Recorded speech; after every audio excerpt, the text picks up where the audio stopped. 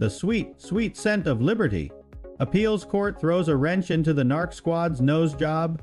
Holy smokes, Florida. They did it. The black robes finally got a whiff of the 21st century. The Second District Court of Appeal, a den of jurists who clearly understand that the only thing worse than the devil is a warrantless search, dropped a ruling so beautiful it could make a grown man weep into his rolling papers.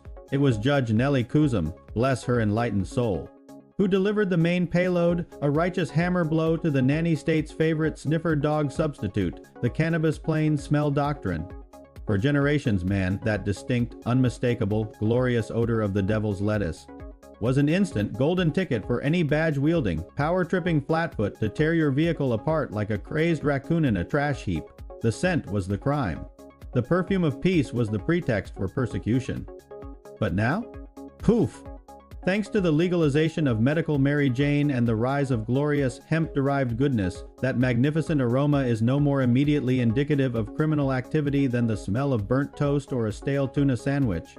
Kuzum and her 9 enlightened colleagues basically told the cops, "Listen, piggies, your nose is officially off the table as a lone wolf probable cause detector.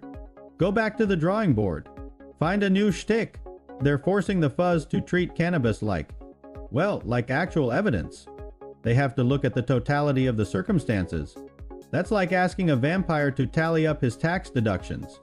Judge J. Andrew Atkinson piled on the revolutionary rhetoric, noting that the odor of raw or burnt cannabis is now no more likely to be indicative of criminal activity than licit use of a legal substance.